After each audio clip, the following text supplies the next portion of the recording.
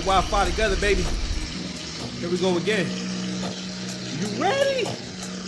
What's good? What's good, y'all? How y'all feel? How y'all feel? How y'all feel? Six Pass Dice here. Mr. Lane, if you need me. What's good? You know what I've been thinking about? I thought about this before I got on the stream, and I was thinking about, so I was getting some messages from some people that I associate with from time to time, and I was just thinking like, yo, I learned a valuable lesson about dealing with niggas, because a lot of us will go through these ebbs and flows in life where, especially when you elevate and you do this thing where you try to elevate everyone around you. That's a natural thing. It means you're alive, you have compassion, you're a whole. Pause. But you can't elevate everyone, right? And another thing too is, and I've heard Angry Man make this point, I heard Coach Greg Adams make this point, and the issue that we have when black men, amongst black men, it's probably amongst all modern men, is hierarchy. Where we, especially amongst black men, where we like to do this thing where we do this, how can I say? It's a mindset of, so what? So what, you got a mansion? So what, you got a better job? So what, you got better clothes than me? So what, you got a better chick than me? So what? And who was saying, I believe Coach Greg Adams was saying this. He was talking about how the loser 30, 40 years ago couldn't speak out and speak up and give an opinion. And that's the way in which social media can be very, how can I say, very destructive. It can be very damaging to men's psyche because you lead men away from being masculine. But I know that's not what you're here to talk about, or not what you're here to hear about. So it's really important to have authentic, positive intentions, where you're doing this for the greater good. The more that we move in a way where you're not thinking ahead, like weird shit happens, right? So anyway, we'll get into a few different things, man. I'm just riffing a little bit, but welcome to Six Paths TV. Kind of zoned out. I was thinking about that. I'm like, damn, like, you know what? Cause that's what I experienced being around like a lot of broke, dirty niggas, and understand like, yo, you can have love for them all you want. You can try to show them love all you want. You can try to encourage them all you want. In their minds, your encouragement is hate. And in your mind, your encouragement is you trying to control them rather than, nah, and I guess real love all 2025. You know what else? It's real love 2026. It's Cougars need love too 2026. We doing big girls with potential 2026. And we doing I need fuck you money all 2026. Got mad campaigns. Yeah, baby. Do-rag every night. 100 push-ups, 100 squats. 3 minutes of planks. 100 kicks, 100 punches. Do the math. My name is Six Paths Dice, Mr. Lane, if you need me. Listen, I'm just a man who gave himself mad jobs. And one of my jobs is to help you improve your relationships to people, places, and things. Specifically, your relationship to winning and losing. Yeah, let's talk about it. But I'm going to support you in your spiritual walk, no matter what that is, because everything is a spiritual journey. And I'm here to attack the root cause of all your problems. Because I made this video. Shout out to my man Joey with his sickness. I made this video for you. Hope your family doing good. Your family too.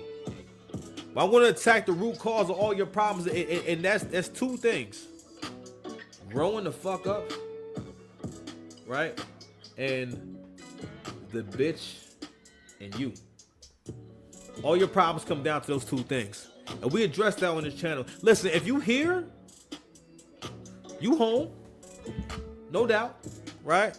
But you know, so we're gonna see where the night takes us. I'm not really sure what I want to talk about. I just know that I grind to the point, pause, where I have to get on here and do something. I gotta get on here and talk about something. I think we're gonna talk about trick shaming, and I'm gonna be a part of furthering the message that Coach Greg Adams is putting out there. And I'm going to expand on this message in terms of understanding where we are and the whole concept of stop trying to bring shit back.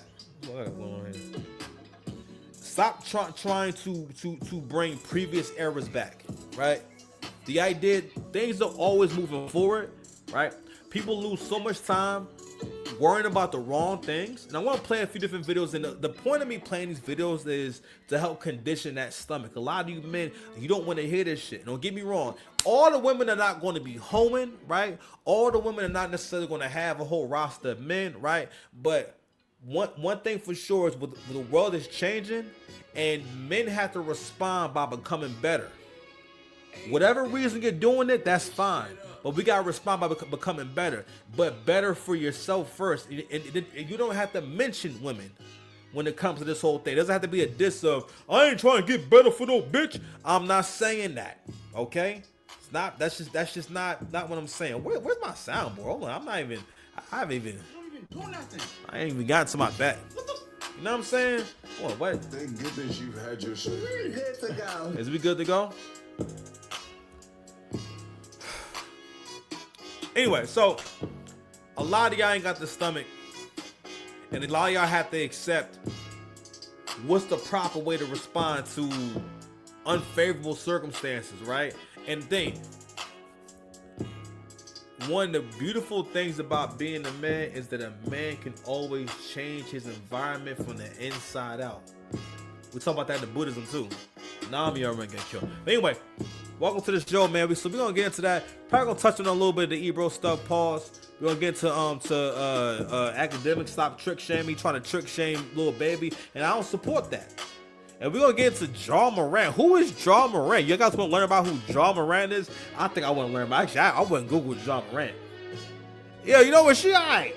She alright. Shit, let's little slim thick John. You feel me? Like a little like she almost mid.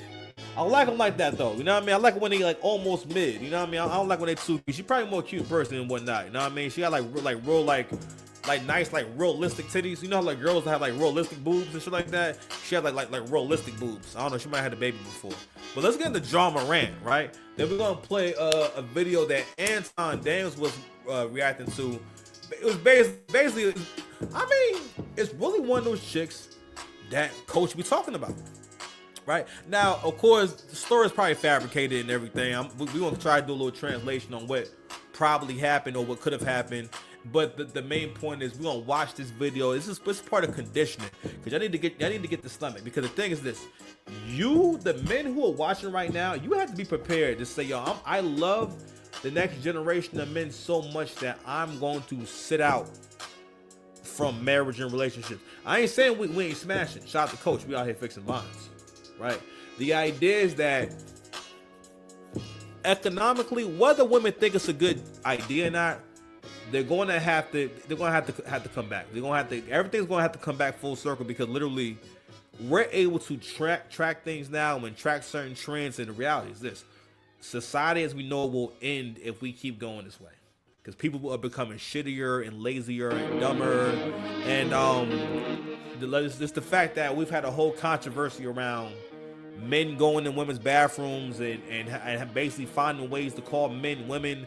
We're living in a really crazy world, you know what I'm saying? And you know, we got to realize that once we start this shit, it changes people from the inside out. It changes how we see everything when we subscribe to certain things, right? Just like the men, they didn't jack off as much because he didn't have as many triggers. You know what I'm saying? It just wasn't what was going on back then, right? So anyway, and like, you know, there was no social media back then for women. If there was social media back in the 50s, you might have seen your grandma doing the jitterbug, you know what I mean, in her bloomers. She be trying to shake that thing in her bloomers. Clip this. Your grandma trying to shake it in them bloomers. Clip this. That's a new feature with the StreamYard. StreamYard, you finally have an update that I care about. I hate all your updates. I feel like none of them are like ever helpful to me. Ever. All right? Make sure that my audio is right, man. I'll be good. Ain't no noise cancellation on. Anyway, y'all know how I do this, man. Let's go ahead and let's vibe out, man. Let's get some incense going and whatnot, and play some tunes, man. What should we start at, man? I think we gotta start down here, bro. Gotta start down here, man. Let's start with this, man. My main thing, I've been stressed out. Villain errors and demon signs and storylines get fleshed out. Yo, holding grudges like a bird when I chirp. Shawty chirp back, run off on the plug now. You can't get your yo. It was cold outside, now it's chill. It's when it's chilly. Niggas see my ex wallowing in pain. I feel like Gilly, nigga. Really, nigga. Spirit never win. Touch a milli, nigga, on my bullshit. Beard lush like a Philly, nigga. I need a bitch to leave me. Tell her, please believe me. Peace to the gods when the God is meeting. All my dogs is eating better garden shit. Like the garden eating, yeah, I swear it's like a gun charge when you catch the meaning digit. Yo, I think you pussy should stick together. All y'all eat a dick forever. I need a bitch be my bitch. As long as we get together, when we get together, need better ops so it's live forever. I don't know, but this oldest brother cook falling off the bone. I could made it home. I don't need you, bitch, you need you. I could make it on my own. I said, long little. Long little. These niggas can't hold me back. These niggas can't hold me back. These niggas can't hold me back. Long little king. These niggas can't hold me back. These niggas can't hold me back. These niggas can't hold me back. Long little. Yo. I was cooked, falling off the bone. I still made it home. I don't need you, bitch, you need you. I could make it on my own. Think you like the way it feel? Down, make it real. Fucking on the snow bunny. I gotta represent for MTO. Like me voice something with a 20 son. Bitch, I know who got you front. Not for nothing, you ain't stopping nothing. Bitch, they still ain't got you son. What's you smoking on a rocket son? I'm in San Andreas like the rocket son. Oh my God, it's cutting. Oh my God, it's cutting. Yo, it's the big homie, not the little homie. Got that butter. I'm gonna fight my demons, kinda like my demons. So I'm never alone. By the finest only. Most know like Carl Thomas, let it run like Tony. You ain't gotta know me. Oh, the way I said, long little. These niggas can't hold me back. These niggas can't hold me back. Long little king. Nah, we gonna start here. Let's go here. My own savior. I'll be my own savior. I'll be my. I'm out right at, man. One of your best things. Yo, a girl talking no sassy ish to get the thing showing. Have to get Uncle Sam doing nasty licks. It's free at last rich. On this stage, I do classy shit. Cut your body in half for a magic trick. I shouldn't be alive with some magic shit. I'm carrying around, hop out the casket, bitch. Wearing all white, looking gallant, nigga. The streets is asking for a body, my nigga. Just get warm like Psyche, my nigga. I got the bounce like Baki, my nigga. Smoking my shit from the top of the mountain, white nigga. Police, nigga, got me surrounded. Save yourself, I'm my own savior. Just lost man, and I'm my own later. I'm in your head like Charles Xavier. I don't fuck with bros that got bad behavior. You a pop fan, big hater. What's the queen maker to the king maker? Only kings make queens, I'm a king man. But you independent, do your thing, baby. Black man, I love you and you are free. But I was the nigga from blood and the leaves. Passport bro with a bitch overseas. Purpose is first, and no bitch over me. Own your shit cause you don't own me. Not build this bitch, not you owe me. Still know what the fuck I'm about. Lil Saint, around Lil Wayne, and drop Jerome in the house. Fuck your couch. No, that's baby, the shit ain't round.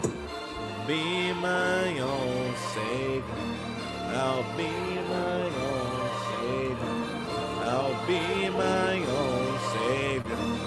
Oh, when your best thing good.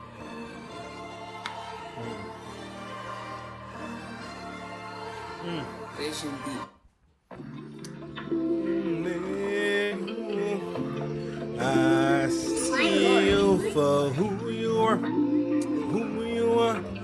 I can see you for who you are. When I'm near you, I see you. This for all the times I put in overtime. Let's get it. Blueberry soup, blueberry cool. Swerving that bitch like blueberry soup. From the battle homes to the catacombs, I turn the key, now daddy home. Been long enough for you call quits. Get my rocks off with a gorgeous bitch. Protect myself, I record the shit. Motherfuckers who don't exist. Who you with? Moving the money. Man about town, robbing police, and I'm down to make it back by the weekend. Y'all made myself, how the fuckers we even? I'm feeding my ego in bigger amounts. Now my job can figure you out. I ain't winging this shit, I put wings in that bitch. Tell a friend she got flown when I got, yeah, I'm acting my age, nigga. And I'm acting my wage, nigga. Boss finish your fame, nigga. That feeling ain't love, that's rage, nigga. Never been on MTV, but I made myself into a maid, nigga. Get GFV from my maid, nigga. I'm in your crib with the sage, nigga. I did this shit for the baby. Some heroes don't wear capes, they pull up in a Mercedes. I'm saying all of my niggas is covered in gold. Pray that my homies be covered in gold. All of my niggas is covered in gold, covered in gold, covered in. Need my baby in feminine role. She getting her role, she getting her role. Strategies, the generals know. Chelsea boost with the cinnamon so cinnamon crunch. You can bite me, bitch. Man, no, I'm the man. He don't like the shit. This is heart to heart. Don't write me, bitch. And I ain't here to talk with no inspiring shit. Ooh. I see you for who you are, who you are. I can see you for who you are. I'm near you. I see you. This for all the times, all the times, all the times I put in overtime. Cash flow like I'm from home, home. Cash flow like I'm from Harlem. Yo. Had to put the whole back on minimum wage. Too many YNs got feminine ways. That's why your song get minimum plays. Your bitch told me you been on my plate. Broke niggas saying shit that I hate. My bro gets the world be fucked. It tastes how you broke. Wanted me to 1%. I paid mad dues. I ain't humble niggas. A death match like Bumble nigga. Move this word can rumble nigga. Young OG, same OG. On your timeline trying to stay low key. Had that man, now you don't know me. Matter of fact, don't God know me. Wish I had the 6 pounds since I was young nigga. Neil Green, my color. I know I'm the one nigga I be. Wish I believe in sooner things happen for a reason. I like this future. I told you my baby, I never Solana. Cause of my baby, I'm covered in honor. Frank Sinatra, the Coca Cabana. Next stage, turn little mama. Give you 30 days before I dropped on you. You act like I ain't had to drop on you. First, I should call the cops on you. Let my Muslim boy mix a lot on you with the formula. Make them hold loyal. Saudi Arabians pay me. Oh, I ain't sacrifice. Just to tickle your pussy. Remain the prize. Need to back the put me in them side oars with the wild order. Baby, a man in the camera. So, oh, me and little mama got magic pajamas. Gucci pajamas. We in a cabana. Bust down. Young Tatiana. Cause of my baby, I'm covered in honor. Don't argue with me. Argue with your mom. Get mad at me. Your father, dark skin bag with the ill nana. I felt like Usher popping his collar. Harlem. Oh, why you do that? Alright, man. I'm about to wrap this shit up, man. Technical difficulties, man. You know, we been here vibing, man. We vibing. Yo, shit remind me when Harlem Legend was battling Reaper Rell, and that nigga was so discombobulated. That's how Reaper Rell phrased it. He was so discombobulated that he meant to say dry, but he kept saying wet. And like basically he's trying to rap and he just fucking up and doing so bad. And at one point the nigga goes like, oh, shit is wet. I'm wet. I'm mad wet. Nigga kept saying, I remember I was listening like, I think he mean dry. Do he mean dry? I think this nigga mean dry. This nigga, he kept saying it too. But anyway, my shit got a little wet. I was drinking coffee and all that. Anyway. Okay, I'm keeping performing this little song, man. It's for me and my brother. I don't know my shit, but I do keep a switch in the Space Jam. I don't know my shit, but I do keep a switch in the Space Jam. What you feel? Yo, mad you go giving scholarships out. Smoking the cookie, the Oscar, the grouch, bad one. Goose to my side, 500 bet that can swallow a project, go ride like a dungeon dragon. Lights the carry, nigga pants sagging. Black G man, match the bitch with the wagon. Cave your chest like Ben Lad. Let your man be man with the cars with the wrench. Fuck you, bending me, call with the wrench. Late night, know you got the money I sent you. I cuss ass out on fucking potential. Move by faith, right where I need to be. Worry about shit, I don't need you to believe me. Baby in my lap like DDG. She get ahead of herself, she get a DDT. That's true. Trend shade of building, don't be afraid. Pay my money's worth, you ain't no big daddy got proof. Last one standing, last one y'all wanna feel my emotions. Wanna feel my emotions, still got motion. Moving slow motion. Bands around me, feel like an ocean. Two lyrics quoting. The box is headed, feel like a rope. Feel my emotions. Know what I need, I'm not in the moment. I told my bro I got one life to live. One man to 6 wives, 9,000 to kill. She was from the gym, but she moved to Jersey. Bitch plotting on me, she the new Cersei. Covered in gold like the old Cersei, but I'm done with mercy. Bitch, have mercy, never dawned on me. You want me to lose, makes more sense, baby, do what you do. One last thing, go fuck yourself. No step that he sees and I accumulate wealth. Every rich nigga done been broke before. I'm toasted losses, got smoked before. Like a D-boy down south, dope no more. But I bet that shit ain't coast to coast no more. I smack you up, I get it in with you niggas, yeah. I ain't kidding with niggas. That's true. Trend and shade of building, don't be afraid. Pay my money's wherever you know that they got proof. That's when standing, that's when y'all wanna feel my emotions. I don't kill my emotions, still got motion. I move in slow motion. Bags around me, feel like the ocean. The lyrics she quoting, the boxer's head, it feel like he's voguing. I feel my emotions. I know what I need, I'm not in the moment. Think I'm the weighing in. Drawing the blank man. Run my shit, boy. I think even motherfuckers with Space Jam.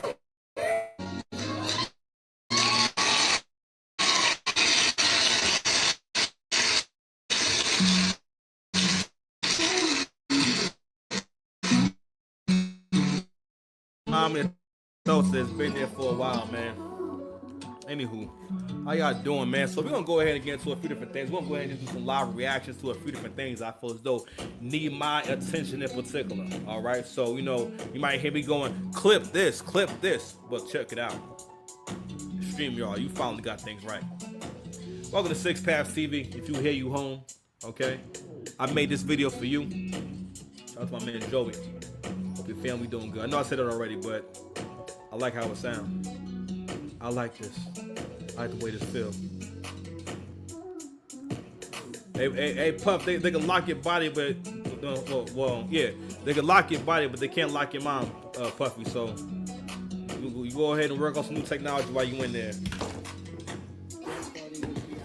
All right, let's go to the first one. You know, fuck. Matter of fact, let's start here. Let's start here. This is a good place to start out. Beyonce. But before I even go there, let's just go ahead and make sure that we revisit and we put everything in the proper perspective. So we still talking about the Ebro thing. I'm gonna keep harping on this because this is a really valuable lesson for black men. Because we keep seeing an ongoing pattern of black men being in high positions of power when it comes to media, when it comes to just all these different things, and you're seeing corrupt things going on, or maybe just this was mostly just this like pure bad stewardship, bad leadership, right? So the other day it's announced that Ebro in the Morning is now canceled. I think for what it was a good run. I never really understood why it had to happen, or why because I never felt like Ebro was like a good on-air personality. I didn't necessarily feel like he's horrible or nothing like that, but it was always this very like cocky, it was a cocky ignorance. So I've already covered this about once or twice already. I'm gonna keep talking about it because the thing is this: I've come to understand that we need more content about you niggas want to take yourselves more serious. Because in my travels, because you make it hard for real niggas like me. You understand? Because when I go out into the world and have to communicate with different kind of people and stuff like that, specifically, you know what I'm saying? These lovely ladies, right? I'm always being met with this look of surprise if I don't want to be disrespected. You know what I'm saying? I'm always met with this whole look of like, well, that's normal for me to talk to you that way. Nigga, what? And I have to realize, oh shit, you niggas have such low self-esteem that this dingbat just feel like she can just talk to me any old kind of way, right? It's just like if a woman comes across a dude that's talking to her crazy, she probably gonna be thinking like, yo, who raised you? What your mother taught you? What was you and your mom talking about, right? So one example that I brought up from this what jumps out at me when I think about a time where Ebro was like completely off, and it really exemplifies like how he thinks. The thing is, when you're that high up, you're supposed to have 3 or 4 different people thinking for you and give you information and counseling you. The higher up men go, the more counsel they get. They're not just winging it. Come to find out, as soon as I saw him light that blunt, listen, sorry smokers, I'm sorry, light that cone. When I seen him light that cone, I figured out mad things about him all at one time. I said, this some weed head shit. So while leading what used to be a media powerhouse, at least culturally, right? When we think about the talent that was there, Fun Flex, Angie Martinez, and Cypher Sounds and DJ Enough, and all these people who had legendary. I think K-Slate might have been a 105. You had Clue. Clue had a night up there. If you were old nigga, you remember like the Clue tapes are like what the Spotify playlist is now. and you had to wait for them shits, and some of it was hit and miss, right? But a lot of careers were made off those leaked tracks or those unreleased tracks that was on there. You were able to try out records on the mixtape, right, and see if people like it and fuck with it, right? And but you was also, what people look forward to the most, right, and what became a staple on mixtapes was a DJ will work with certain artists, right, and have the artists do freestyles. So the intro to the tape will be a freestyle. That's how I first heard Joe Budden the first time. He was a freestyle on a Clue tape, right? So it was a mixed. I'm sorry for the young niggas. It's a CD. It will come in a jewel case. All right. There'll be a little slot to slide the album cover, the album book in the front. In the back, you had to take it apart, and it would be the trap list and whatnot for all you young whippersnappers out there. You know what I'm saying? You know, I'm 38 years old. You know what I mean? You know what I mean? Relax. Because I always respected your hairline on television. Anyway, let's not stray too much from the plot. But going back to that story, right? So I believe this is either when Cass is about to battle disaster, or when Sue Surf is on it. 'Cause at this point, battle rap starts getting so much press that these artists start getting featured on Hot 97. They start actually coming on Hot 97. Pause. And Ebro makes it a point to say, I just can't get with it because I'm not into the whole acapella thing. It sounds like spoken word. Now, mind you, this is modern battle rap. This is how battle rap is mostly done everywhere. Not only that, battles can happen anywhere. There are so many leagues. You can look at battles all day long from really talented people too, right? And including myself. YouTube, Six Paths, Dice versus. Go ahead and run my views up. Watch my whole catalog. You feel me? But you can watch that all day long. But it never went back to on beats. Like there are certain, it's like one league that does on beat battles. Now I think on beat battles can be cool, but I think it's a whole different kind of battle. But I think they need to happen more. But we don't really battle on beat like that, right? And we don't battle on beat in person. Now, you know, when they used to battle on beat, that's an early 2000s thing. Go look up Freestyle Friday. You have to go look up Freestyle Friday just to see what it looks like for people to battle on beat and battle over the beat. And again, it's a bit of an antiquated thing. And you know, if you follow me on this right here, that should have showed people back then, or at least I always thought that was odd, because it's like, all right, well, no, it's not better on beat. This is a whole different thing, and it's a very much an elevated art form. One of the reasons why battle rap became so dope is because being as though it's not on beat, you don't have to rap to this track the entire time. So if I want to slow it all the way down, if I want to stop, matter of fact, you can't really stop and talk shit. If you get a big crowd reaction and whatnot, you have to jump back on beat in order to rap some more. And then you have to have a DJ that's intuitive enough to know to loop the beat, right? Because one of the things that we love about battles is that there's going to be crowd participation. And that's one of the things about going to a battle. You got to understand, you really do have a responsibility as a crowd to hype the battles. It's not about who you think is the best. You destroy the fucking footage when you watch battles and don't react. Just be looking at shit and just watching. That is the corniest shit ever. Don't be on camera. Matter of fact, don't be there, because it's a whole show, and you are a part of that show. Really, any live performance. If you're going to any live performance, you have to understand you are a part of the performance. But anyway, so the point was that we think about all the history that happened since then, and a thing that became, and even by that point, they were doing battle rap pay-per-views. That hadn't really been done before with Total Slaughter. I'm not sure how or why he was involved, but he was at the event. I remember Star was at that event. He was covering the event, right? And Star used to fuck with battle rap heavy. He used to be around battle rap heavy. Kind of back around like the 2010, 2013-ish, you know what I'm saying, kind of era. Let's go ahead and play this Ebro drum real quick. Let's get into it. Pause. The way they trying to get to these bags that these VCs got raised for capital. They don't really care, like, especially for like a Hot 97 and a WBLS. they don't give a about hip hop or black music or black community. I don't give a about none of that. Yo, clip this. You know what's ironic, bro? You don't give a fuck about hip hop and black community. You don't give a fuck about none of that shit. This was the most like, and I hate to keep bringing politics into it, but this mindset has to die. This whole thing of I didn't learn nothing. There was no reason. I'm not responsible for why I got fired at all, or not even that. I could have done this better. I could have done that better.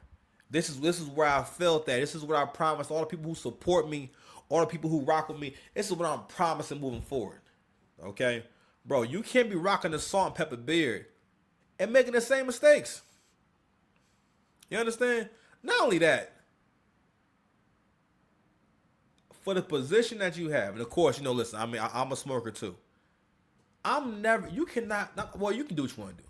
Making a video for someone that's as high up as you are in terms of where you can be in your field, in your respective field and everything, doing a video and lighting the L, it says so many different things to me. One of the things it says to me is that you are not as serious as you think you are. It'll be one thing if actually no, we can't do that. You are not as serious as you think you are. Also, and again, a lot of this has to do with the fact that, bro, you guys are washed. You don't really have a place in media. Because you got to realize that y'all have not kept up with where media is going. These young niggas have their whole persona planned out. They do content standing up. Okay? Whenever I see this nigga on like the webcam and shit like that, not only that, the fact that you and Pete Rosenberg have webcams. I mean, I'm on a webcam too, but my shit look good. Like my shit got to stand to it. I didn't even realize that shit. You niggas are doing your show on a webcam. Matter of fact, I don't watch y'all show, so I had no idea y'all also was doing y'all show from home. You lazy bastards. But yeah, man, talking about care about, first of all, this is how men like this mislead y'all. We're talking about business. These people have to make money. What I really learned with doing hustles that involve getting tips, like I did Lyft and Uber, you learn a lot about people and how people think about money and how generous people are and how crappy people can be when you do stuff like Lyft, Uber, like any kind of like gig economy type of job, because you experience, you know, how often people are kind, what kind of people actually tip, what are the tips like. One of the reasons why I never miss no money, not working in East Orange, right? I be doing Instacart. When I started just staying, in that more affluent area, ironically, I think a part of it was just my human revolution, where like I changed my environment. Because that was never like a money making store for me. I would get pretty good orders from them from time to time, but I couldn't go there and make my bank. Now I make more than I ever made, you know, just going there. I could just stay there. You know what I mean? And I'm gonna get good orders because they're gonna go, these orders go to affluent, just like mad, like rich areas by there. Now don't get me wrong, they don't always tip, but a rich person is more likely to tip. And they tip more. So being as though they tip more decently.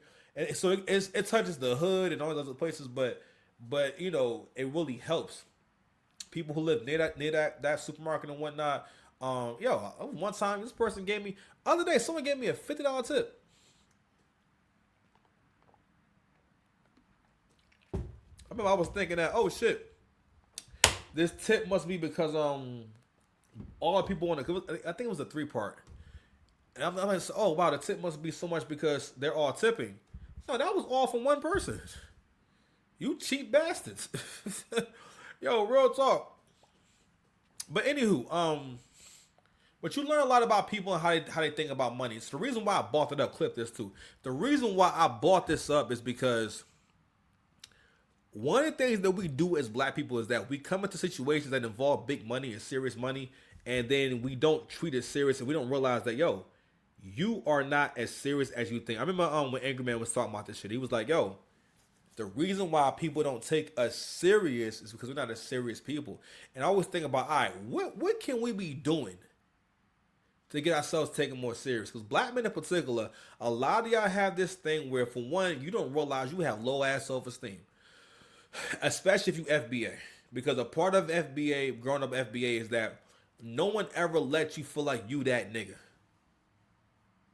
All right, we treat feeling good about yourself as if it's a privilege, and it's something that should and can be taken away from you at any given time. Fuck that shit. The idea is that you should be living a life that is so amazing on your terms, setting goals for yourself, to where you always take pride in who you are. Right? Cause that's a part of being masculine too. Is being serious. I tell my son, you're not serious. You need to show me that you're serious. Laughing and that ain't going to get it.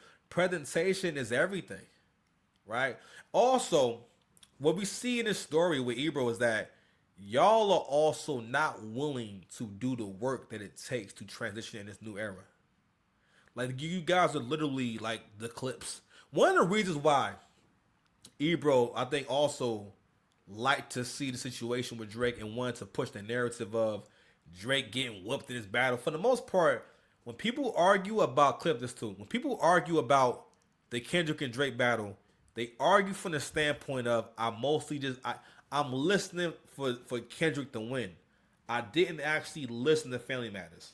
I wasn't really listening. Because listen, I had to learn psychologically, right, watching battles. When I first started watching battles, if I liked the other person more or was more familiar with the other person, I would have a hard time accepting that they lost.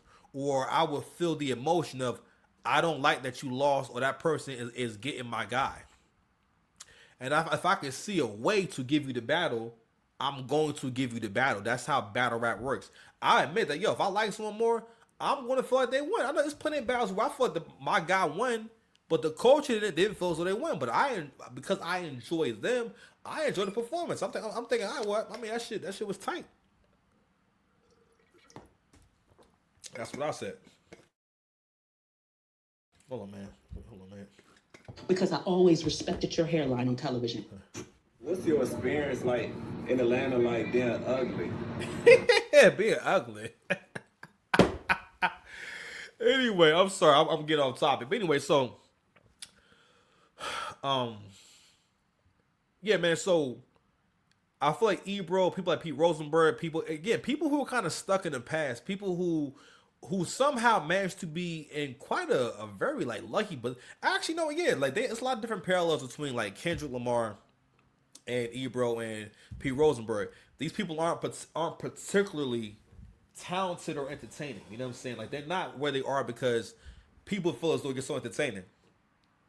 These two people seem as though they really were in the right place at the right time, and they kind of walked into a situation where you couldn't help but be successful. Because being on a winning team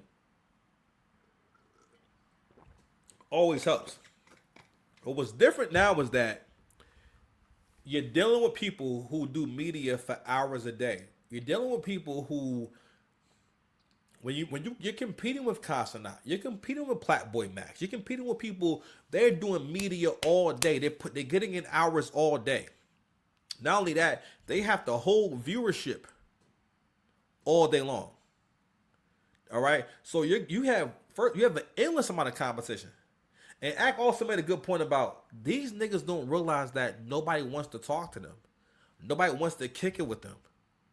Your platform that's not evolved. And the reason why I keep making the comparisons is because also, again, talking about moving things forward, progressing things forward, thinking ahead, thinking about the next generation. Like, I'm already planning the next sound I'm going to do. I'm planning the content I'm getting ready to do. I'm planning, all right, boom. Pardon me. The damn smoke from the incense is getting into my lungs. But anyway, you know what? Let's play a little more of this Ebro shit. Let's go ahead. They've been trying to get to me for years, bro. Years. They need me out the way. They trying to get to these. All right, man. We're going to play this shit from Act real quick. What did Hot 97 do with these guys? So this right here is a video still from the Ebro and it's just crazy. So this is actually a video still from Ebro and Pete Rosenberg. So now that I'm looking at it, because I've been listening to this on my phone and then my headphones and whatnot. So now that I'm getting a better look, I actually get to see you two nimcompoops don't even have lighting at your house. Why does my video look better than these two famous individuals?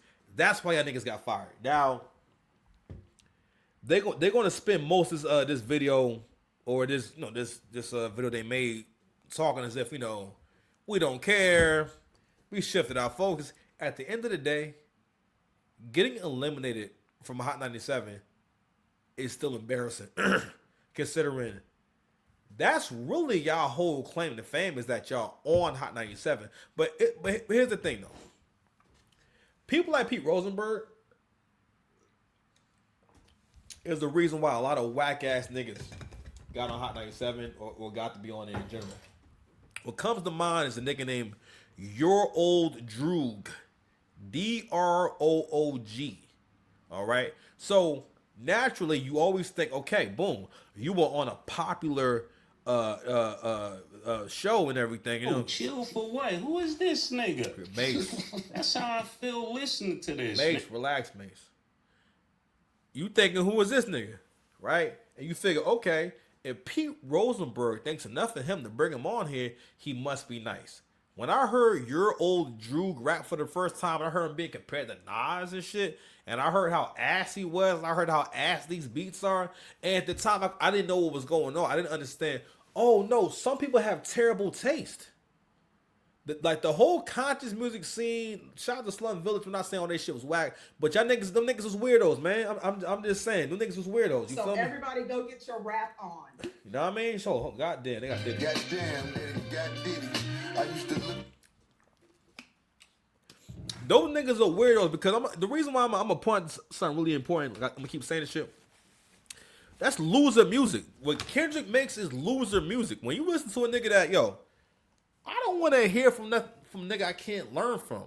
I'm mad smart. I've never heard your raps and felt like I learned shit. Okay? It's because you don't understand him. It doesn't mean that he's nice. I was telling my boy that one time. Clip this too. One of the reasons why, wherever I go, it doesn't matter who I'm battling, right? Only time I don't get no crowd reaction if I don't shake the room is when niggas is hating. Especially this version of Six Paths Dice. I can't wait to smack when you niggas up again. Ooh, I can't wait. But anywho, the reason why I can make the crowd move, especially when I'm about 30 seconds in, because sometimes, if it's your first time hearing me rap, you have to adjust your ears to what I'm doing, right? And then start getting into the journey. And about 30 seconds in, if not from the first second, now you're in the car. And now we're driving, right? The reason why I can do that is because I had learned understanding. I don't have to say shit in a complex way for it to hit and for it to be good, right? And the reason why I can make this shit hit is because you understand what I'm saying. In case you don't know, you were a big hit with niggas that live with their mom and their mom's mom. But my grandma raised a shooter like Chris Paul mom. That's why I'm at the crib barking on this bitch. Nigga, this my dog mom, but I'm done pissing away time and money. I'm Deion Sanders. I'm in my prime time. Long chopper. You know what I mean? So all that was understandable. Nothing about that was complicated. I'm in the crib barking on this bitch. Nigga, this my dog mom. All that is simple. But you understood all of it. Right? Anywho, you'll always look at what people support. It's also half and half too. Where part of it is y'all was also let go allegedly because y'all was again, payola is a very serious crime. And allegedly y'all took some money. Clip this. Allegedly y'all took some bread. Allegedly your palms were greased, so it was a 2-for-1 for yous. Okay, you thought, all right, boom. Because again, these is the kind of niggas that support niggas that make trash music. Okay, And they also, I keep saying, you don't want to ever be around someone who's not able to move forward, who doesn't have their mind on different goals and have plans to get to those goals. You understand? Not only that, people with bad taste. Conscious music always meant low expectation music. Conscious music always meant we not really going to play this. Because you got to realize that people always treat conscious music as if it's a special ed of music. Not even that. That's how people really treated Kendrick. People treat Kendrick as if like Kendrick is disabled.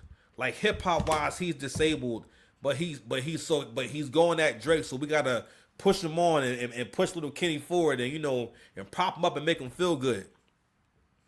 The weirdest shit ever. But that's how y'all been treating this shit. It's kind of like people have been treating it like, well, it would be rude. I mean, to talk about how that handicapped kid got all lumped up and shit. Like you understand? Not only that, we gonna speak on this and clip this about how narratives matter. They do not matter. It doesn't matter if you think it's true or not.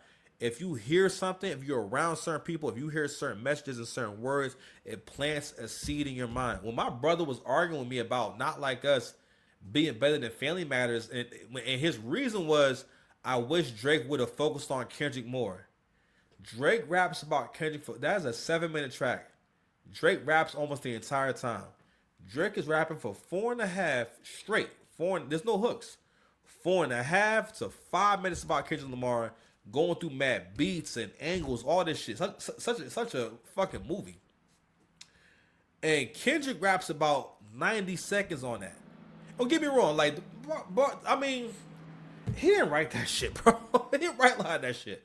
Because these was all bars that you wouldn't say. Like, the first time I ever heard him do a clean double entendre is on Euphoria. And I remember Drake saying on the shit where he done, what he called it? The Telemade freestyle, when he says, better have a quadruple entendre.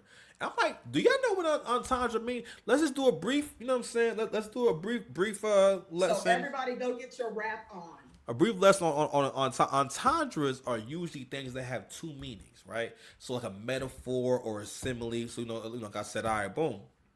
That's why I'm at the crib barking on this bitch. This my dog mom. I could say like a dog mom, but it's slicker if I say this my dog mom.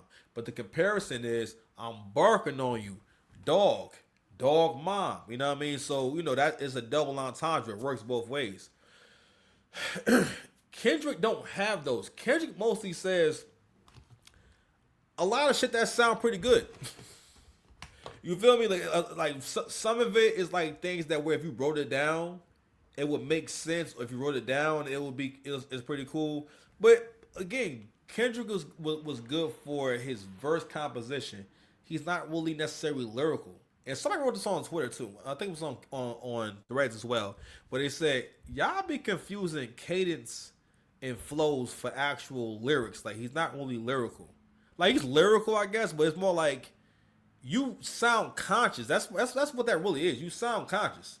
You're doing the conscious rapping. That's why people always would accept you rapping weird.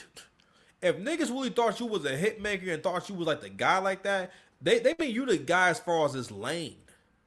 Because also hip hop also, like, black folks, first of all, black folks really have showed, you have a savior complex in terms of like needing a savior.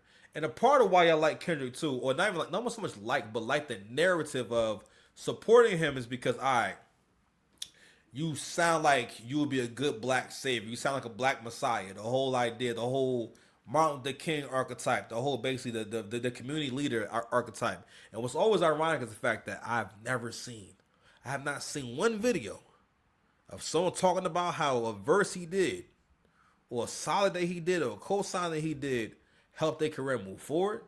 I don't think Doechii has a verse from Kendrick.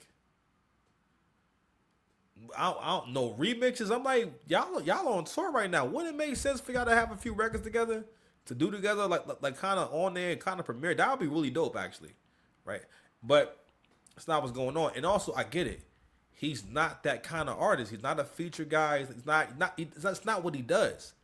But it's really weird that for seemingly the whole world to kind of pretend that makes perfect sense. Yes, you're the best rapper alive. Nah, no. This is some colorist politics shit, and this is some bullshit, and we not going for it. But I bring it up because these two they played a really big part in that whole narrative, and we've seen with the last election how much people will buy into whatever they see online, especially if it fits a narrative that's to their liking. You know what I mean? Let's see what we got in time. We'll be on time. Are we at 50 minutes? Goddamn. All right. They were out of touch, out the loop, and they really had no one to kind of reinvent what they were doing, because just like how Ebro's attitude towards artists were and towards Uzi, he's the dinosaur that bets that extinction will never come, that the meta will never change. So they ignored YouTube largely for a long time. So when an artist, say A$AP Rocky, would go to the Breakfast Club and go to Hot 97 very early on, it was way easier to find the Breakfast Club interview on YouTube rather than them. Chat, these things does matter. They're not going to tell you this because they want to just give you the propaganda. Nah, it's because people are right-wing. Okay? So cool. Remember I told you listenership is kind of going from listen to the radio to like these podcasts, and I'm calling also YouTube stuff podcasts. So those are the things that's starting to happen from 2020. So that YouTube stuff was about 6 years before, so that's 2014. But let's get back to 2020 till current day. Listenership is going from radio to podcast.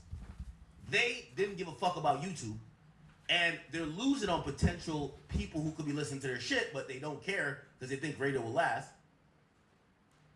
Then, after the pandemic, they make the cardinal sin that the majority of people are doing. Chat, you know, I know a bunch of businesses, shit, I know of even courts, that ever since the pandemic, all of their court proceedings are online. The pandemic took the drive out of people. You know why? The moment they said you could just get on Zoom, you could just be in your boxers on Zoom and do your show. It removes all the effort that's needed, the passion, and you know a couple of people who they're like, oh, I don't have to go into the office anymore. That's usually signs of a failing business. That's why when Elon took over X, you know what he said? All y'all motherfuckers working from home, if y'all ain't gonna report to the office, y'all got 90 days. I'm firing. It's probably not because he just wants them in the office or wants to inconvenience them. It's because here's the thing. Anybody remember the work from home era?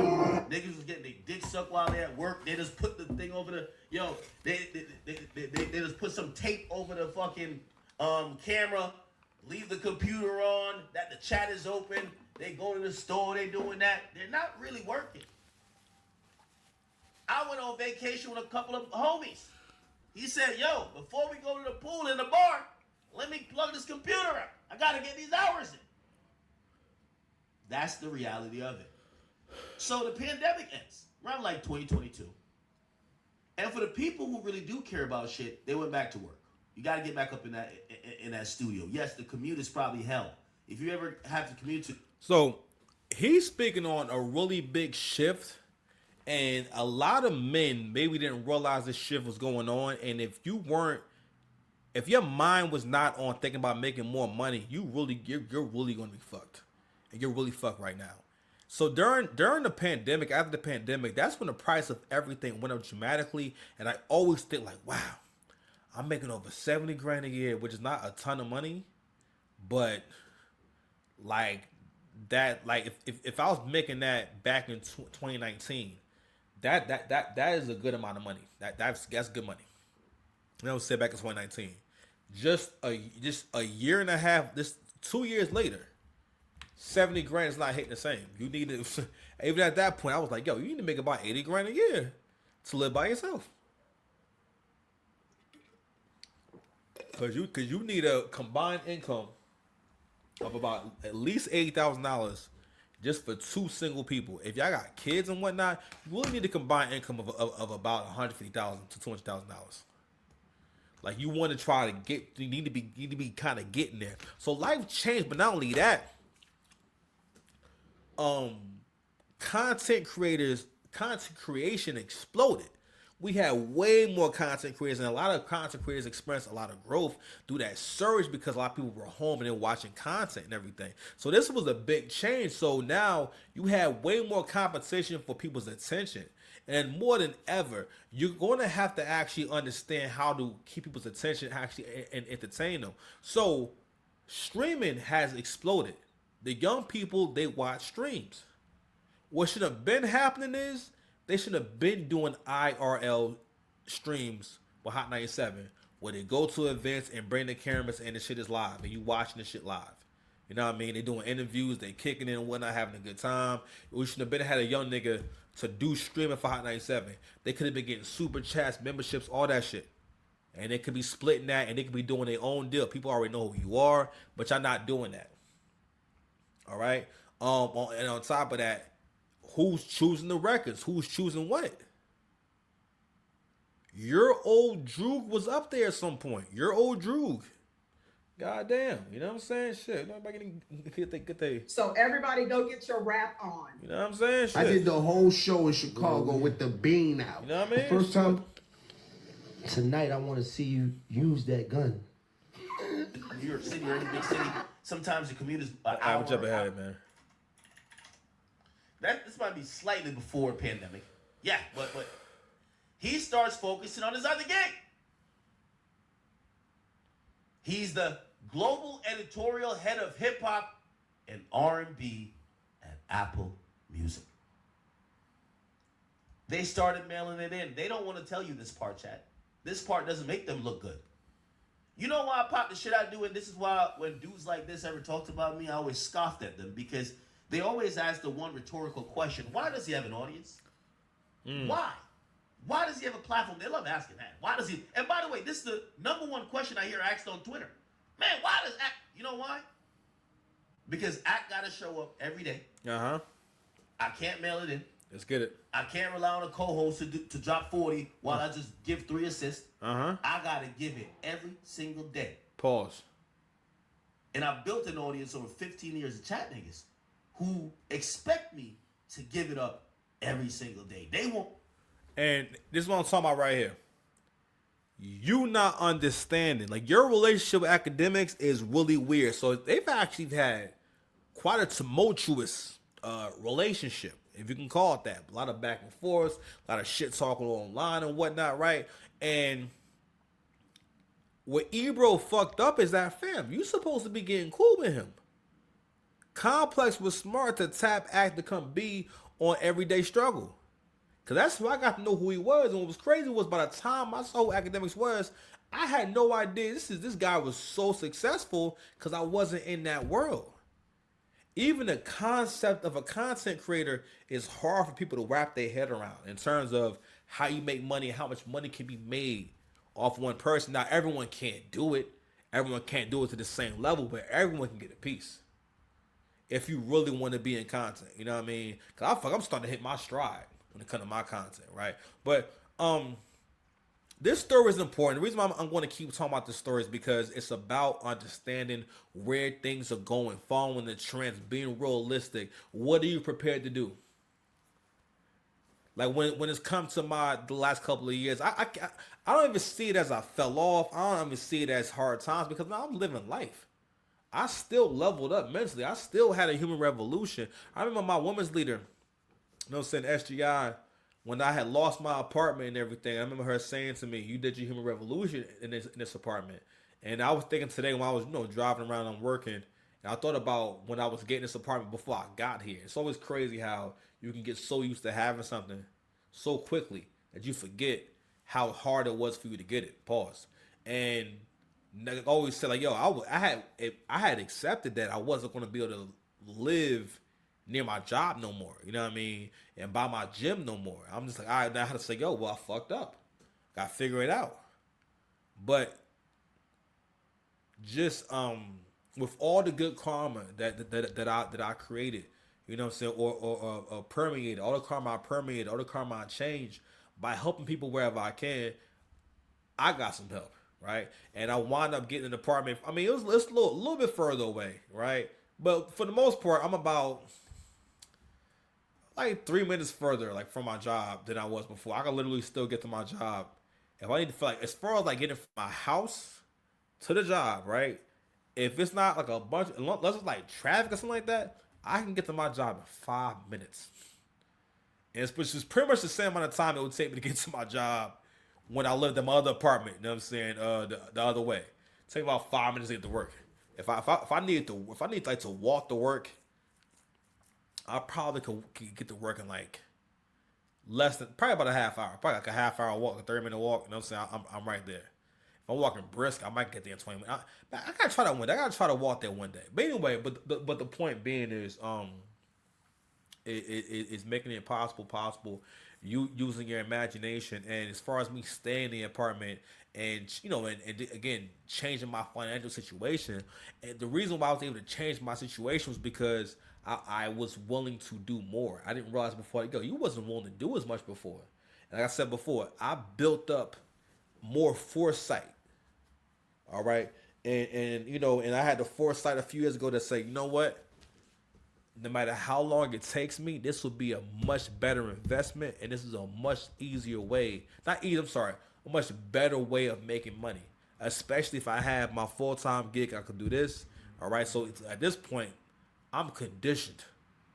So now, like, yo, nigga, I'm conditioned to stream now. I'm ready to start streaming. As soon as I start making money with this shit, I'm gonna be streaming a whole lot.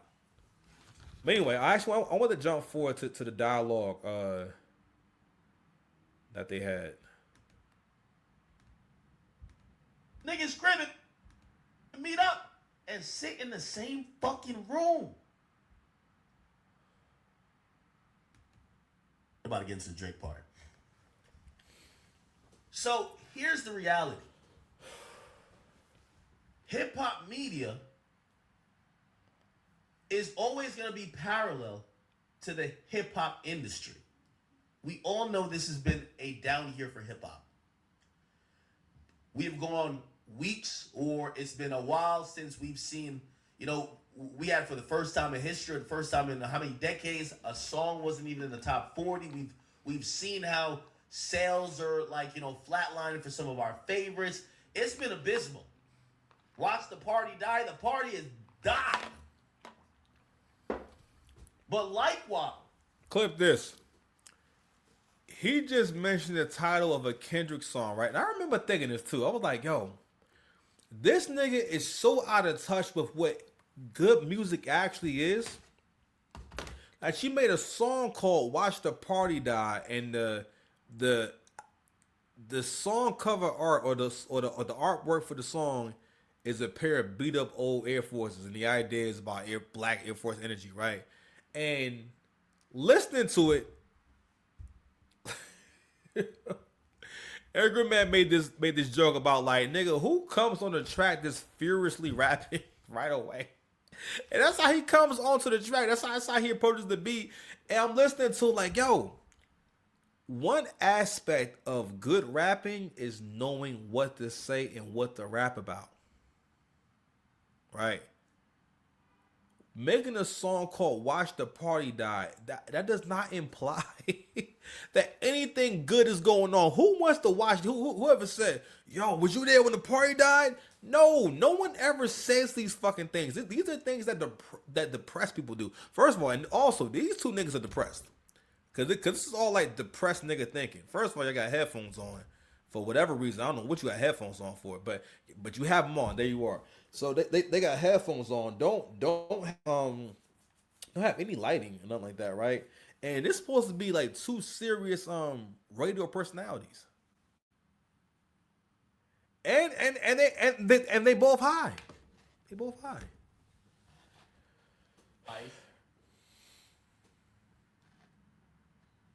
If there's no NBA media, if there's no sports media isn't that relevant. If hip hop is down, you have less interest. If you have less interest in hip hop, you have less interest in hip hop media. So the numbers have been tamed, to say the least, for everybody. I dare one podcast to say their numbers is ticking up more than 2021. Not one person will say that. It's always bound to happen to Onyeka for two major So it's reasons. really just adjusted. It was always bound These to happen guys to will tell you this. People like Ebro and Rosenberg, and I see these other guys on Twitter all the time because they're always the ones, I'm telling you their favorite line, how does he have a platform? How? Who's watching him?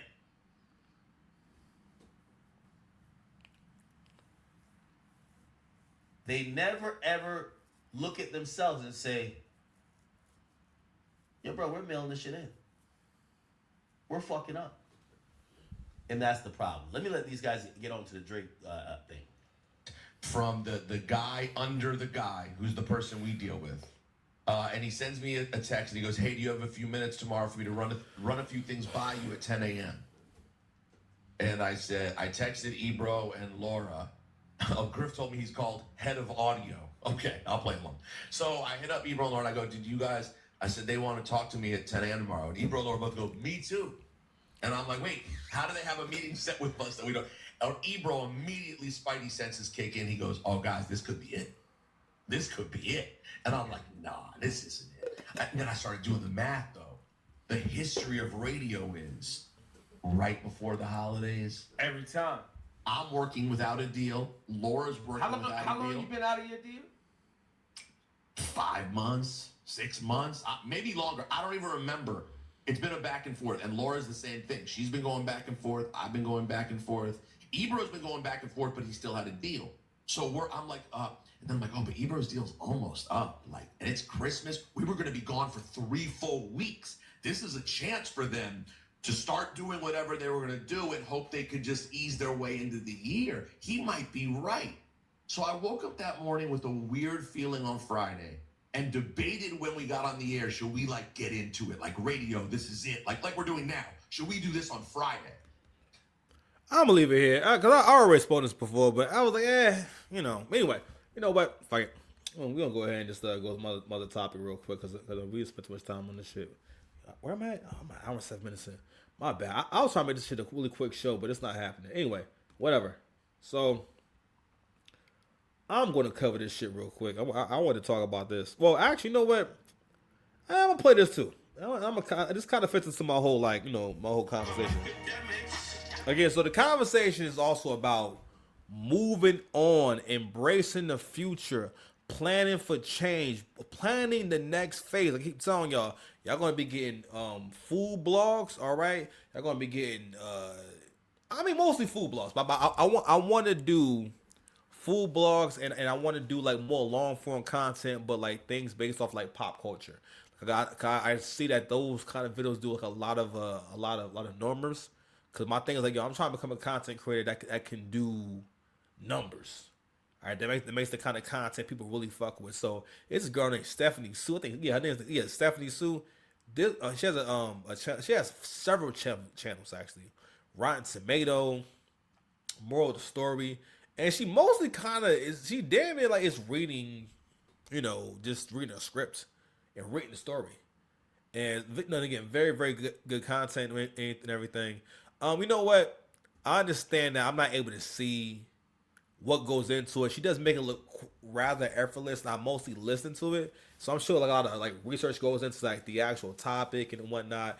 For me, it's a little bit too liberal for me at times. And like you hear a lot of like, the whole men are terrible type shit. You kind of can hear that bias. It's like this thing. that modern men accept. And you know what? This is what CGA mean by how Asian men are cucks and are very, how can I say, can be very feminine and can be like these like beta simps. So on a show, there's always like this thing where like she's always in full support of the woman in the story without like actually critiquing the whole situation. I don't know how to put it, but basically the bias is always there. But to the whole dynamic with the cucks and the simps is, you know, and I'm sorry, her husband seemed like a total simp. Sorry, and because again, the way she talks to him, the way that she talks in general, it's like this thing like in Western couples where there's like this accepted disrespect, this accepted this thing, this whole, and that's why like women be dealing with you and really be feeling like they could talk to you sideways. I don't mean like, oh, y'all are playing around and joking around and whatnot. Most black women, their idea of joking with you is humiliating you in some kind of way. Because if you were doing it to them, it would be like, yo, you serious? Like what's wrong? Why you mad? You know what I mean? But anyway, check this out.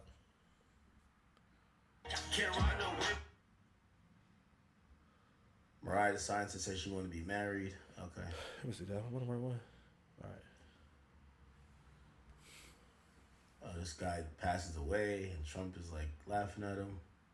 Okay. All right. All right. Let's hear what Fabio got to say. I'm gonna let niggas say. This is a crazy picture. And this is to all my niggas who like to do drill music, who listen to drill music. I'm talking to the drill community. I'm not talking to nobody that... The drill community is crazy. The drill community is crazy. Tonight, I want to see you use that gun. Don't like drill music. I feel like drill music is dead because y'all niggas don't really matter. Because at the end of the day, y'all only like drill music because y'all saw it was a wave anyway.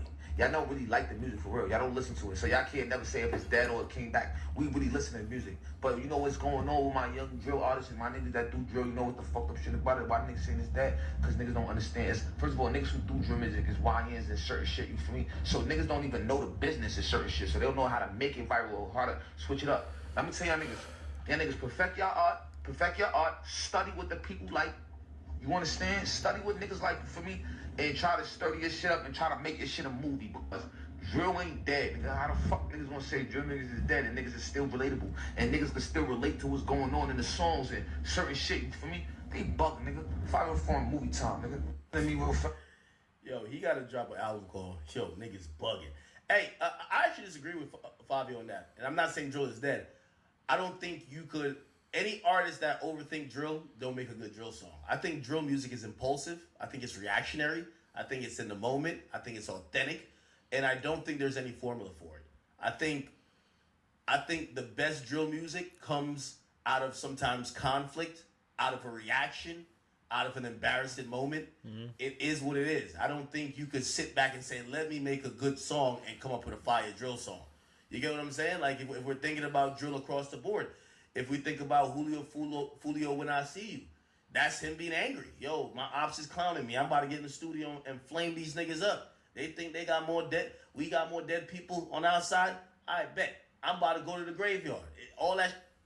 So yeah, the reason why I wanted to play this video was because it's a great example of men not being able to accept, yo, that's in the past now.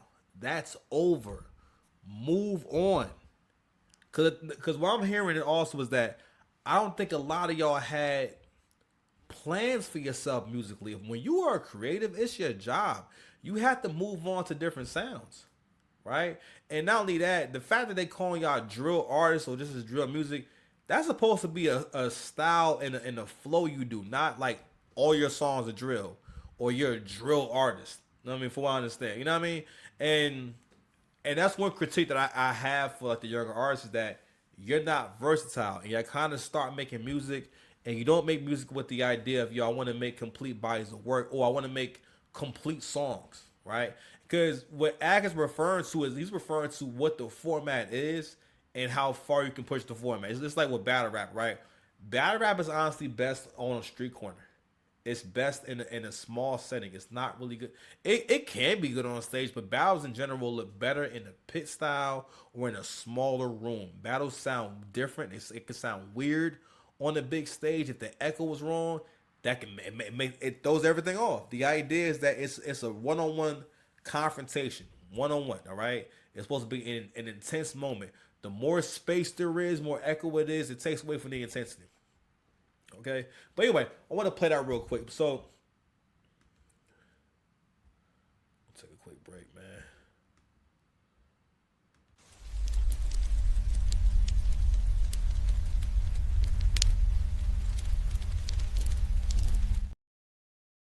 Here we go again. Hold on, let's get some crowd. God damn, I got so many sounds in here. Fuck. Here we go. Relax. I'm back. So, I gotta take a quick break. Real quick, man. Let's see what we got, man.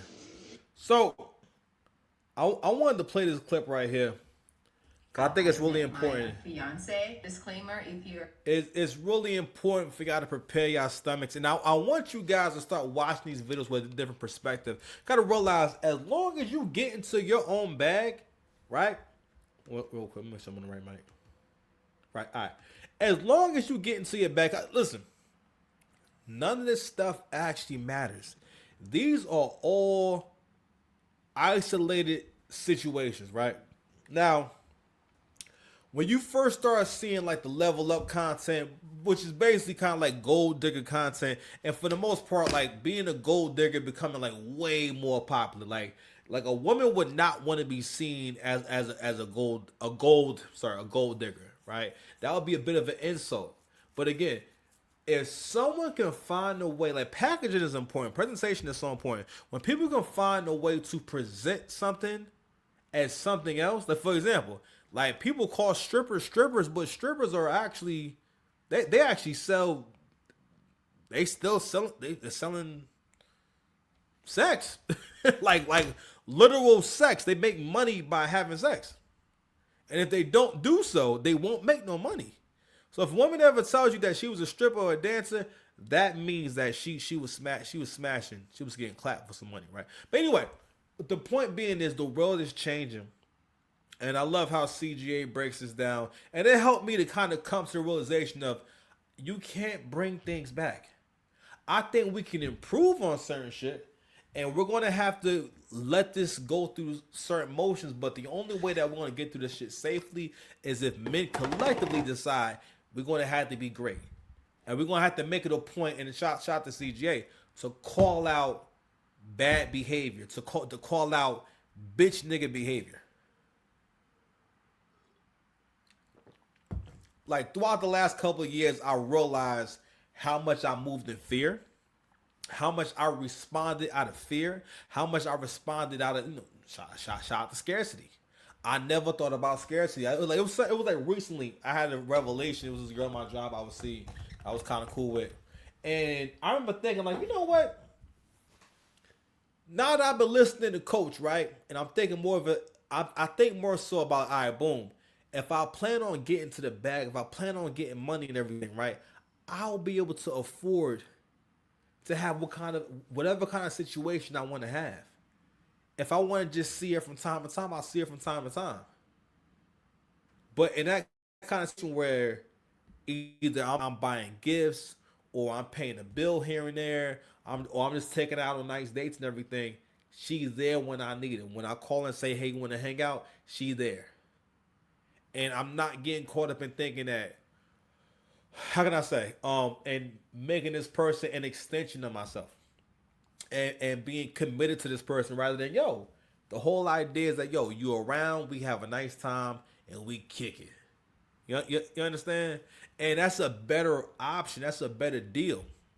But also, too, the niggas who are able to actually fund lifestyles and pay bills and buy expensive things, y'all niggas got to tighten up, okay? Because now the spotlight is on tricks and niggas who was in the tricking and all shit. And also, black men have to evolve out of trick shaming. And another reason why I want to show you guys this video is because I want you guys to be able to move past seeing this kind of content and letting it bother you and accepting, yes, this is life for some people. Some people can get this shit off, okay? But check out. Against selling that cat and putting a price on your kitty, I suggest you exit, because over here we got a price, baby. Okay, I am just doing the final touches on my makeup because honestly I filmed this video and then I was like, oh, let me film it again. People come on my comments all the time and they're like, be honest, you were out selling that cat and that's how you met him. And I was, because I have no shame in having a price on my kitty cat. So I met my now fiance at one of my favorite hotel bars that I used to go to in Boston. I was actually waiting for my friend because she and I were gonna go a little bar hopping. So as soon as I walked in and sat down, I think I was sitting down for probably like 2 minutes. He walks in with his guy friend. Immediately they walk up to me. First thing he said was, can I buy you a drink? Take notes, ladies. That is how a gentleman approaches a woman sitting at the bar. He didn't ask me my name. He didn't ask me what I did for a living. He didn't ask any of those things. He just asked me what I wanted to drink. And the bartender was making our drinks. I excused myself to the ladies' room and I wanted him to see my legs because my legs were out and I was looking good, okay? Trapping. Women are hunters too. They just hunt differently. They trap you. Like, this guy gotta be an older simp. Shout out to and you know what? Fuck it. We're gonna let Anton cook. And that's the thing. It doesn't matter who the person is. You have to get past that. It doesn't matter if this actually happened. Doesn't matter who the person is. At the end of the day, this has now have been added. This way of thinking, this way of talking has now been added to, how can I say, like, a part of how women think. This is a part of it. They're all now on a bit of a spectrum for the shot to CGA. They're all on a spectrum for this way of thinking, and it is what it is. We're living in tough times. Women have always gone to doing this. You know, I heard that from CGA too. Women have always gone to doing this, and one of the reasons why you're seeing women gravitate towards this is because women always want the most easiest option, the most comfortable option, and the most accessible option. Women do not look to make things physically tough for themselves. They may make things mentally tough for themselves. They may make bad long-term decisions, but they don't look to make things hard for themselves. So if I can just get a man, either way, the solution is going to be a man. And ironically, you still want this guy to do everything that a husband does. But the thing is, you're also seeing how, whether they realize it or not, women really want you to be a trick. Because they don't have to really commit to the trick. They mostly just have to be desired by the trick and loved on by the trick. They don't have to help. They don't have they're not picking no kids up. You know what I mean? Making cheeseburgers and washing walls. And doing favors and fixing tires. All this different stuff.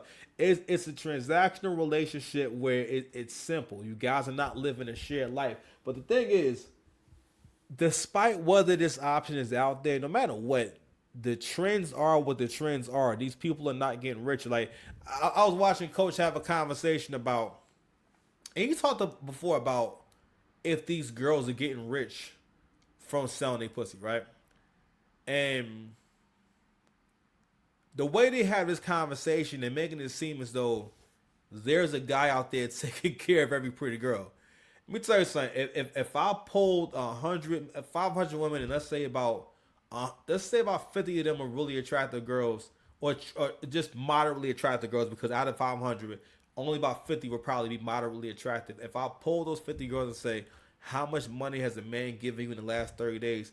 The best of them might say $1,000. Because again, how many of them are actually made? Because unless they're in the life. You know what I'm saying? I'm just saying, matter of fact, we're going to exclude no strippers, no sex workers. We're going to say regular people, regular women. They regular girls. If I polled them, right, and I questioned, truthfully, how much money have you gotten from men in the last 30 days? They're not going to say thousands, right? So there's a viral clip. I'm not going to play it right now, but the reality is this. we're going to need to level up anyway. So now men, we've gone to a new level in history where men have to become richer again. There's been times in history, right, where you could be a person who has not worked or doesn't work. More and more and more, because you need more and more stuff, right? You cannot, even if you have if you're on a fixed income, you literally cannot live on any fixed income. Unless it's like a pension and you got all the other shit figured out, you cannot really live on a fixed income because the economy keeps going forward. Keeps going up. Everything goes up, right? But anyway, but the point being is that, throughout time, there's been several inventions and several changes, and men have adjusted and leveled up every single time. We've gone through depressions. We've gone through recessions. One of the reasons why these kind of videos piss y'all off is because you thinking it's not fair what she's doing if she's getting the shit off. And for one, you got to accept that you can't be believing women's stories. Women rarely ever tell the truth, especially if they sound good in the story. They're rarely ever telling the truth. Also, women always kind of hype shit up. Fine. The third, you think it's not fair because you're looking at the double standard. If this is true, and it could be true, so what? But the reason why it makes a lot of y'all niggas feel some kind of ways because you have been conditioned, you have been raised, and you have been raised to think and feel like you don't actually have power in your life. And especially if you were FBA black man, clip this. If you were FBA black man, you are conditioned and you are raised to think that you are here to be an attack dog. You are here to be a bank. You are here to be a sexual professional. You know what I'm saying? You are here to be a whole porn star. Don't get me wrong. You can be all those things if you want to be those things. But a lot of men don't realize you don't have original thoughts. You don't actually have a long-term plan. You don't really enjoy life. You don't have a purpose for your life, right? And now we got to keep broadening this conversation about how y'all live your lives. A woman went viral for saying this, and CGA has talked about this too, about how specifically men live their lives through women, meaning that you do everything for the sake of women. It's not really a negative thing, but you're not aware of the fact that, but you don't really have anything that you want for yourself for the sake of yourself. You should want some nice shit because you like nice shit. You should want nice clothes because you like nice clothes. Don't get me wrong. Girls liking it is a byproduct, but a lot of guys, we get started with things because of women. So again, it's not a bad synergy if you think like a winner, right? And I've heard CGA talk about how a lot of y'all want to be losers, and I had to think long and deep. Pause. And I thought about a lot of dirty niggas that I've encountered in life, right? And I had to think like, you know what? That's who they talking about. That's who's in the comment section. It's niggas like this. Niggas who not progressive in the right ways, right? But anyway, we'll play a little more of this shit. Got to be at least in his late 40s or 50s or maybe even 60s. We're on time. But they basically telling you that they prostituting themselves. They can frame it and say, yeah, I'm putting a price on my kitty cat or whatever. I actually think that this woman is more self-aware, and the fact that she even feels comfortable making this video, I'm assuming still being with this guy, is crazy. It's insane, man. Look, don't ever sit here and tell me not to make videos or to not address what is going on in society as far as these women taking advantage of men in general. Because the gender war, it continues. It's real. And so, I'm going to be one of your greatest allies in making sure that y'all be aware of what's happening out here. Because I don't want y'all to think that these women just like y'all just because y'all you. I want you to understand that everything is transactional and women look at things from a business perspective, even if they don't overtly say it. Let's continue. So we're going to stop right there. So she gets into the rest of this, because we don't got time, because I want to get to my next point, because I want to get to John Morant, right? But I want to also break down what he means. Clip this. I want to break down what he means and how you should be looking at it, right? You have to accept that this is what's out here now. But here's the thing. Women give you all, they give you all the answers. She's giving you all the answers. So wherever you are in life right now, all you gotta do is work on making $15,000 more a year, or making an extra $1,500 a month. Figure out what you can do to do that, and then keep upping that. Then boom, you done leveled up. All right, boom. So let's say you're making an extra 2 racks a month, extra $24,000. Everybody can use that, right? Open your mind up. Be creative. A lot of us don't realize, you're not really being creative. Like, you're not really trying. And that's why you're not successful. But no matter what, you're not going to get around this. Like, I always tell my niggas, I say, listen, no matter what the arrangement is, you have to decide for yourself on what's the dollar amount that you're going to invest in this girl every single month. Or maybe not invest, but maybe spend. But it's not going nowhere. The expectation is not going nowhere. Things have changed. It's just like a woman expecting you to accept that she ain't gonna suck your dick. For most of us, you gonna dump her right away. Matter of fact, you might call the cops. I ain't gonna lie. You tell me something like that on the phone, I'm calling the cops. You will hear. If I have a lawyer, you will hear from my lawyer. I'm suing you. Talking about I can't get no dome. But that's what it's like for men. You know what I'm saying? Men gotta understand, like, that's what it's like. Like, it's not gonna go nowhere. So you have to learn how to deal with this stuff. But again, if you're working on getting leverage, you don't have anything to worry about, because at the end of the day, you always have what you want. But I have to realize too, a lot of y'all ain't thinking about how to actually get the paper, because for the most part, a lot of y'all can't even sacrifice. You can't sacrifice. You can't sacrifice being lonely for a little bit. I think about how much I do this. At one point, I had this subscription to StreamYard, and I was barely doing videos. To the point where I forgot I had this shit. Back when I had the $20 joint, right? And I had this shit for a good year. I think I had it for a year and some change before I started to use my StreamYard account on a regular basis. I've been wanting to start doing content since 2021. I do a video here and there, like, months apart. It took me years to start doing videos on a regular basis. But you know how I got the momentum? Because I was only doing this. When I closed my agency and broke up with my ex, I said, now I have clear thought every distraction. I want to invest all my time into this and getting better at this. Foresight. Seeing into the future. I see, I gotta get my bag and run. Okay? But how am I going to get there? One of the high vibrational behaviors of a winner is that you don't focus on things that don't matter. These kind of videos be stressing y'all out because you can't stand the idea of, for one, men are just too black and white. Coach always talks about this. What men gotta understand is that she can love you for several different reasons, but she's gonna respect you more when you have your shit together. And people always overthink what success is and what's going to get them what they want. For the most part, you only gotta make you don't even have to make 100% improvement with some shit. If most people make a 30% to 50% improvement in whatever they're doing, that would be mad noticeable.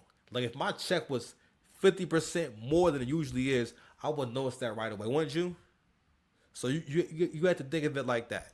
You understand? So I want to play one more clip from Academics, and I want to get into this whole chip shaming thing. And I've heard Coach talk about it, and I think it's something that we got to really get into in terms of leaning into it, understanding it, and thinking about how you're going to actually deal with this shit. You know what I mean? Let me see. I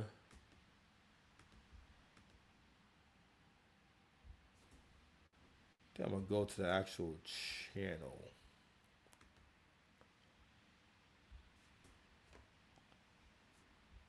All that shit plays into it. I think drill is really a really reactionary, and the purest and more authentic it is. It's like cocaine.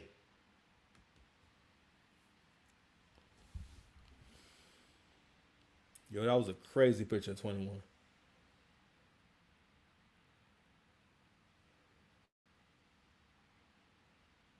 Where is it?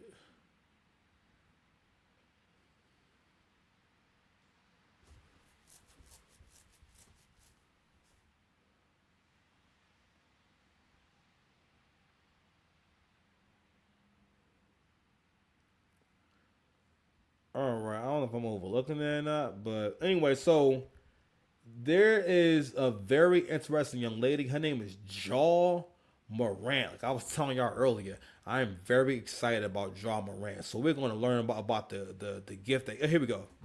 The gift that keeps on giving, Jaw Moran. So I gotta call out act on this trick shaming. So let's be very clear, and we gotta have an adult conversation, especially with you black men out there, about what successful men actually do in relationships and how they go about getting women. Okay, so the way you go about getting women is like having to actually hunt and kill the animal. The way a rich man goes about getting women is that he goes and just he goes to the restaurant. He goes to sit down and eat. Don't get me wrong. That's very dope that you can kill a duck and you can shoot a duck out the sky with your rifle and all that shit. You know what I mean? I'm just, who are these niggas? Who are these niggas? You know what I'm saying? I cried laughing when I read. You know what I'm saying? like, we need to stay away from these niggas. You know what I mean? I'm just, just shit. You know what I mean? I'm just popping it for my fans. You know? That's all. Don't worry about that. That's cool if you know how to hunt fowl. And you got baby chickens in your backyard so that you can save on eggs. There's some people doing that. It's a hipster doing it right now. But I can just go get breakfast. I can afford to go and get breakfast. Don't get me wrong. That's cool if you have all that going on. But at the end of the day, it's more efficient for me time-wise to just go purchase breakfast. I can just go buy breakfast. I have enough money to go buy breakfast. So when a rich man or a man with resources has money, if he has the money to just pay, he's going to pay. First of all, you're going to pay one way or the other. Like CJ always say, all men pay. You're going to pay one way or the other. If you value your time, right, then you want to think about, well, what can I do to have the best experience possible? We all know that comes from having money. You need money for that, right? So naturally, it makes sense that when you out and about in the world, if you have the funds, you use your funds to make shit happen. You think Lil Baby got time to be kicking it and talking and learning about your favorite colors and frivolous things like last names? Nigga, clip this. Let Bet is now speaking out. This is about like the 20th stripper or sex worker who has accused Lil Baby of purchasing punani. And it's not honestly, accused. That's not my thing, but Baby raps about tricking. Like, it's like a thing for him. He likes to spend money. You can get the big Chanel in the store if you want it. Right? Like, that's his thing. So if I'm hearing someone says, Lil Baby, like, we heard a star said he gave her 16,000. Now, me, I have the demeanor of saying you're a really popular rapper. You shouldn't have to pay for vagina. But it probably is not that he's paying for it out of necessity. I think he just likes it, right? If he's doing that. Now, this is the first time I've heard him come out and really say either here or there. It's usually the girl exposing him. And there was a sex worker named Jaw Morant. Yo, this is a funny name. Jaw Morant. Got it, Chad. Jaw Morant, holy.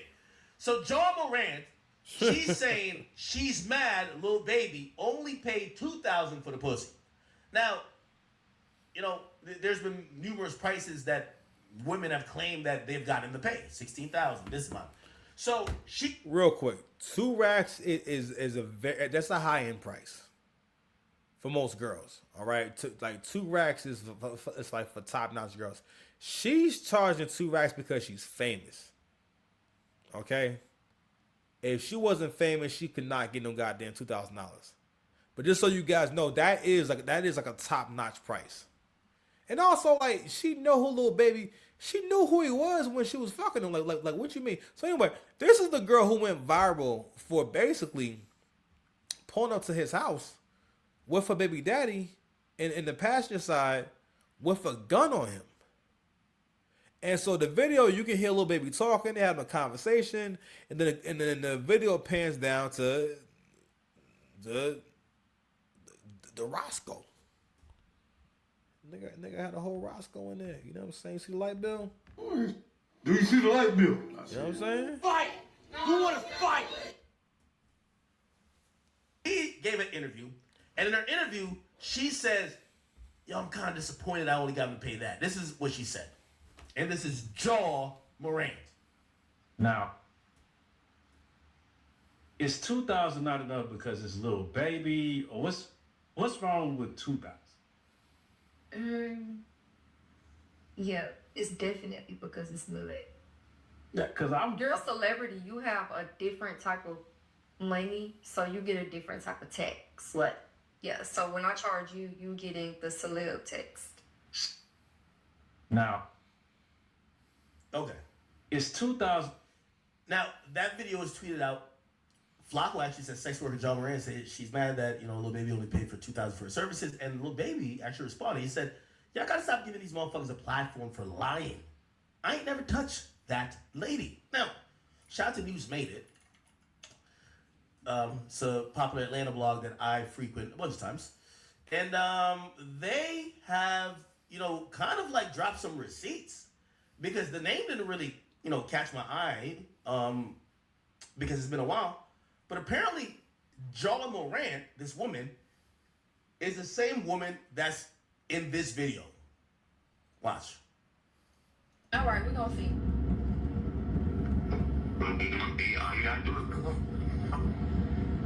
All right. Let's see me screenshot her. Okay. Screenshot, then let me know. All right, we're gonna see.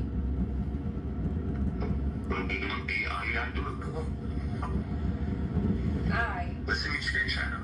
Okay. Now, do y'all hear the excitement in Lil Baby's voice? Lil Baby sound giddy. That nigga smiling on the other end. He sound giddy. Listen, go Google this. If you a dude, go Google John Morant. So I'm sorry, Jaw Morant, and you can see why he's so happy. Now, I don't think it was the best idea to just deny ever knowing her. Maybe you could have said, stop gassing it, or stop being unprofessional. But also, so I'm gonna tell you something else too. Fam, you can't do that. You can't charge two people different prices for the same shit. Like that's wild. What you mean a different tax? How about because he got a different bag, he gonna keep calling you back? Like, y'all be showing y'all don't understand making money at all. If the person has more funds and everything, right?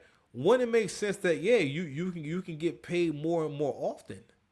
So now she done burnt the bridge and whatnot because she bought a baby daddy to his house. Rightfully so. You know what I'm saying? You're fucking bugging. That's crazy. Where you at? Like midtown. All right, I'm gonna see what I'm gonna be doing in a little minute. But I ain't never got no pictures or video though. You did. You want me to send you the screenshot? Please. Please. All right, we're gonna see. that please is diabolical. Word. Now, I still want to maintain, I can't see a clear picture, or, I know this is a FaceTime, but I can't see Lil Baby clearly, and it definitely sounds like him, but I ain't gonna lie to you, this sounds so crazy, I want to give him the benefit of the doubt. Anyway, Jaw Morant actually did explain what the fuck was going on, and this is what she said.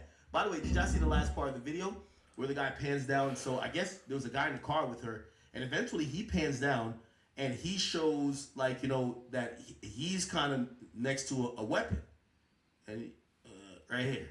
And you can see a weapon right here that's right next to him.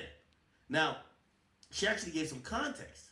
So I thought this is a backdoor situation. Yo, basically, Shorty is trying to figure out where you at, figure out the load, try to meet up with you, and she's with a guy with a weapon on him. This is what she actually said. She said, I literally linked with Lil Baby the other day, and ever since my life has been hell. I ruined my relationship. I did something so dumb and out of anger. On top of that, Lil Baby violated me. He took my phone, deleted all my messages, and made it seem as if I would lie about talking to him. He deleted my Twitter message, Instagram message, iMessages, Since we've been texting since 2024, I told him multiple times to give me my shit back, and he didn't. He called me a bitch and basically kicked me out, all because I pulled up on him with my BD in the car. So I guess the guy in the car with the gun is the baby daddy. What type of escorting shit is this? Your baby daddy got a gun in the car? That sounds like pimping to me. Anyway, whatever. Why does that matter? I guess you say, what? You pull up to my house, I'm trying to fuck you, and your baby daddy's in the car with you outside with a gun while I'm supposed to fuck you? Oh, hell no. Come on, yo. This is crazy. This is crazy. Baby, watch out, bro. It says all because I pulled up with him with my baby daddy in the car? Why does that matter? I don't know you and you don't know me. I don't know you don't know me. I came to link. That's it. Why the fuck he thinks he has the right to take my phone and delete my shit? He asked me if my baby daddy had seen her messages, and I told him no. Again, why does this matter? Then he basically shoved $2,000 in my face and he made me leave. I'll never forget any of this. Now my relationship is ruined and I'm violated by. Wait, who's she in a relationship with?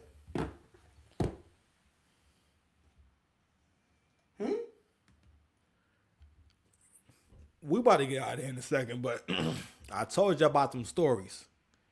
Whenever people are not specific about a really serious situation, heard her say I'm violated, right? I did something very stupid out of anger. So basically, she wilded up whoever her man is. I guess it's probably her BD. She wilded him up. She probably told him to say it. Any kind of woman that's that deep into this lifestyle, you cannot be in a relationship with her. Those women are the most abusive. Like girls who are loose like that, they can be fun, but they are met if you're trying to be with them on a regular basis. Because again, women want to take you through the whole spectrum of emotion. They want to touch every emotion. Not some of them, all of them. They have to. They can't resist it. Right? And men don't understand it. That's why men don't be understanding what's going on. What is she doing? Why is she doing this? Type shit. You know what I mean? But anywho, so I wanted to show that real quick. I'm like, God damn, academics is trick shaming. And I'm just saying, like, yo, where we are now, men gonna have to understand, like, yo, you can't be broke. You're gonna have to get some money anyway. You're gonna have to level up anyway. But the thing is that, yo, it has to make sense to you. A lot of y'all don't realize that greatness is a part of your birthright, or at least pursuing your greatness in your own right. No man has an excuse to be weak or to be lame in 2025. You got so much information out there. There's so many different paths to choose. But anyway, it's almost midnight, man. I love y'all, man. We're gonna see y'all later. Let's go ahead and do a little crowd applause. Peace. All right, we out.